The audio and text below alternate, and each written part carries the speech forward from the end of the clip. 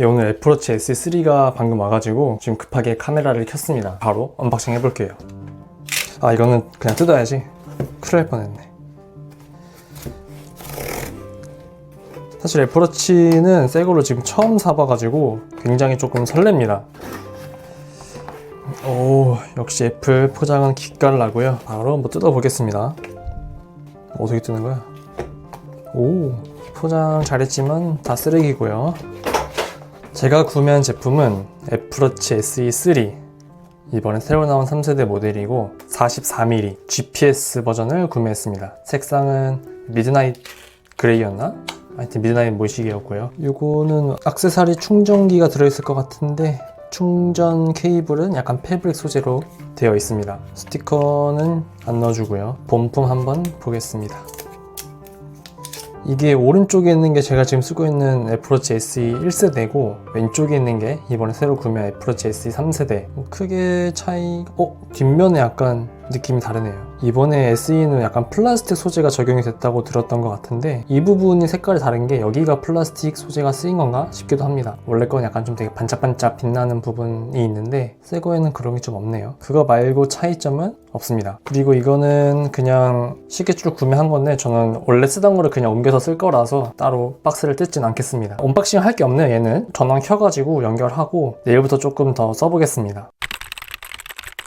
저는 2021년에 나온 애플워치 SE를 지금까지 써왔습니다. 정확히 말하면 중고로 구매해서 한 2년 정도 썼어요. 그런데 이번 애플워치 SE 3세대가 나와서 갈아탔는데요. 솔직히 어떤 게 3세대인지 잘 분간이 안 가실 겁니다. 되게 똑같이 생겼어요. 지금 3세대를 한 일주일 정도 써봤는데 생각보다 사용성에서 나오는 차이는 조금 있었습니다. 그래서 오늘은 애플워치 SE를 기존에 쓰시던 분들이 새로운 3세대로 갈아탈 만한 가치가 있는가에 대해서 말씀을 드려보겠습니다. 그럼 애플워치 S 3세대가 이번에 어떤 스펙들이 달라졌는지, 그리고 여기서 오는 실생활 차이는 어떤 게 있는지 간단하게만 말씀을 드려볼게요. 우선 칩이 애플워치 기본 시리즈죠. 애플워치 11과 똑같은 S10이 들어갔습니다. 그래서 성능적으로도 조금 더 좋아졌다고 생각을 합니다. 물론 애플워치에서 생산성 있는 앱을 동작시키거나 대단한 작업을 하는 건 아니지만 그래도 나쁠 건 없으니까요. 그리고 가장 큰 차이점은 AOD가 도입이 됐습니다. 제가 오른쪽에 차고 있는 게 애플워치 SE 3세대, 요놈이 제가 그전에 쓰던 애플워치인데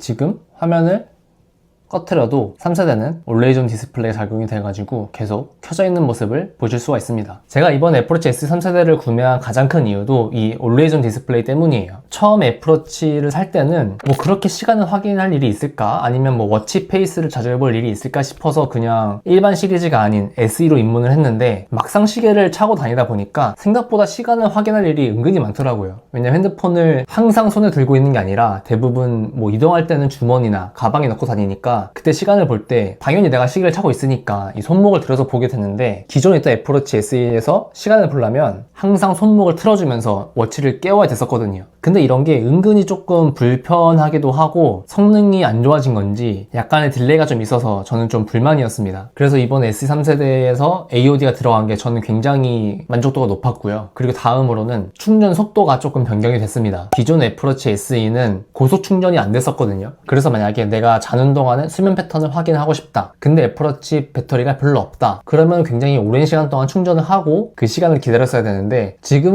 스펙상으로는 15분 동안 충전을 하면 8시간 정도 쓸 수가 있다니까 잠깐 샤워하면서 충전해 놨다가 침대로 들어가면서 애플워치를 찰 수가 있는 그런 상황이 된 거죠. 얘기한 김에 배터리에 대해서도 말씀을 드리자면 이번 애플워치 11은 완충시 24시간인가 하루 동안 꼬박 사용이 가능한 걸로 바뀐 것 같은데 아쉽게도 애플워치 SE는 기존과 동일하게 18시간으로 됐습니다. 배터리도 조금 더 높여줬으면 했는데 애플워치 11이랑 큰 차이가 없다고 생각해서 그런 건지 끝나누기를 조금 한 것 같아요. 그리고 수면 무호흡 경고 기능도 들어가고 체온 감지, 더블 탭 기능, 제스처 같은 것도 지원이 된다고는 하는데 저도 이걸 애플페이에 먹여가지고 카페 키오스크에서 몇 번 써봤는데 생각보다 괜찮았습니다. 굳이 지갑 같은 걸 안 꺼내도 되고 핸드폰 안 꺼내도 되니까 좀 편하긴 하더라고요. 근데 그거 말고는 사실 이게 지원된다고 해서 애플워치 진짜 잘 샀다, 나 진짜 잘 쓰고 있다 이런 느낌은 사실 잘 안 들었습니다. 애플워치 SE 3세대가 이전보다 좋아진 것 같기는 한데 그래도 여전히 ECG나 수온 측정 같은 거는 지원이 되지 않습니다. 그리고 UWD도 탑재가 안 되어 있고요. 시작가는 달러로는 동결한 것 같은데 이게 환율 때문인 건지 한국에서는 40mm GPS 기준으로 4만원 정도 시작가가 올랐습니다.